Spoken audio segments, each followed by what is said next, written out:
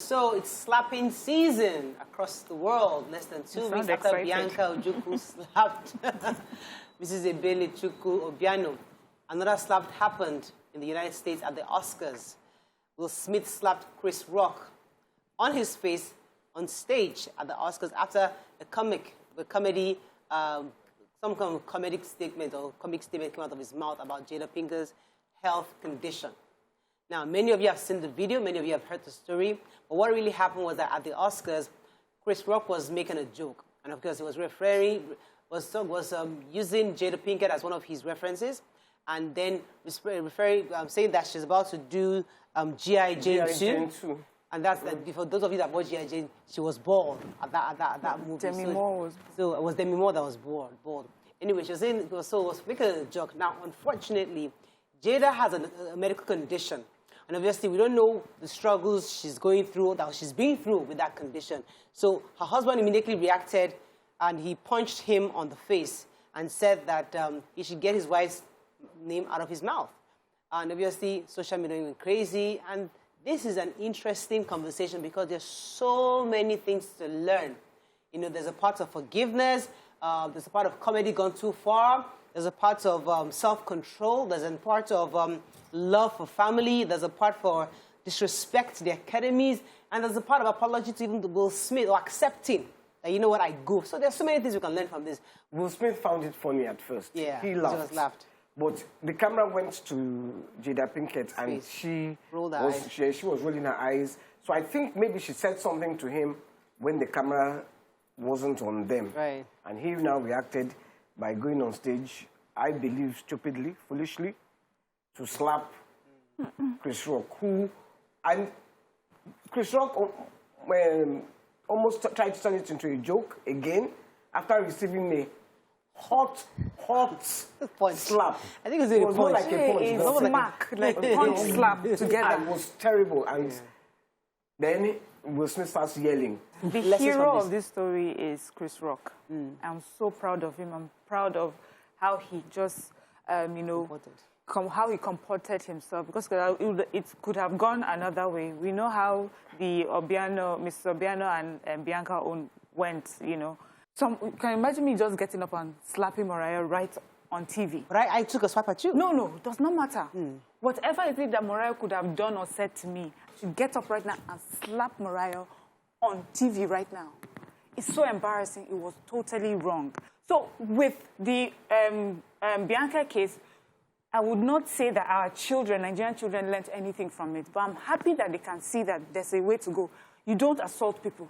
It's bad. It's also a crime. And when even you if do it's justified. Yes. And when you have made a mistake, you must apologize for your bad behavior. No matter what. That's the line. So violence in public, of course, is not right. It's not something I would do now.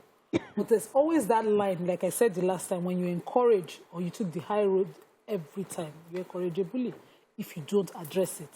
So once it is addressed, we can't then now put a meeting around how it was addressed by the victim. So this is a public person, yes, whose lives and family have always been on the tip and tongue of everybody.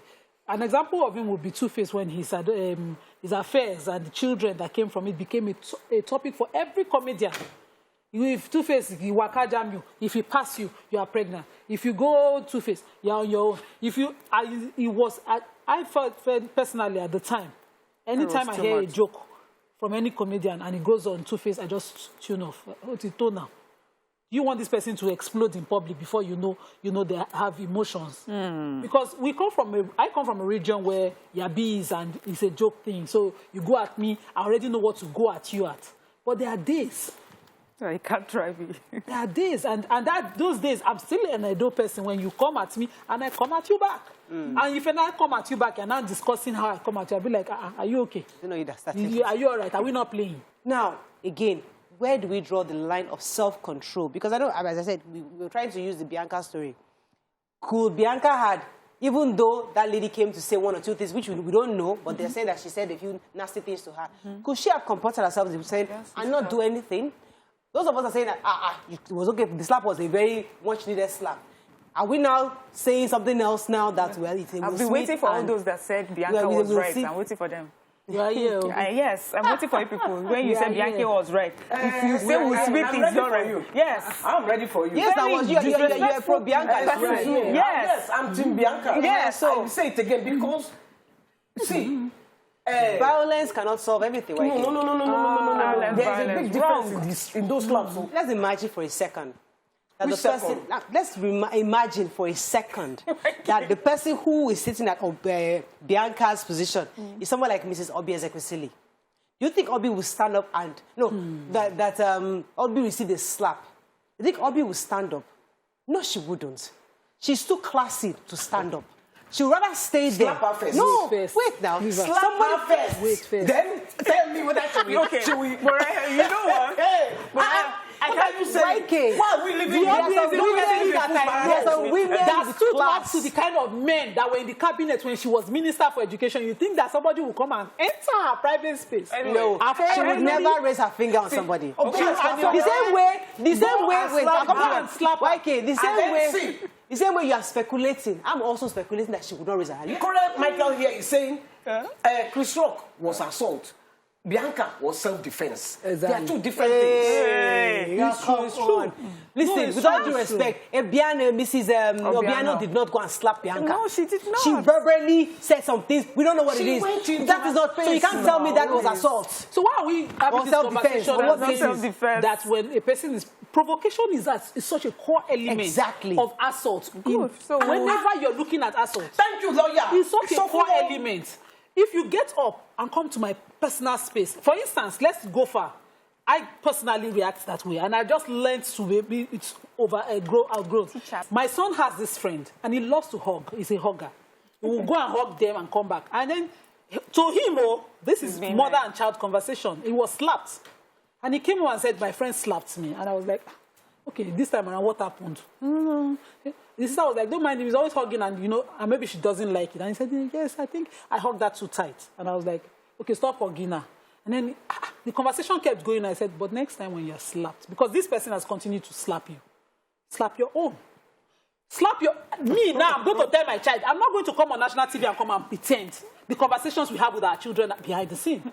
If you slap your own, she would know she might get a reaction next time. And slapping will not be the first option every time.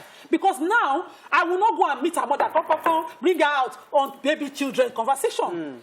Stand up for yourself. At some point in life, you are going to grow up and your parents might not be alive. This is an interesting conversation.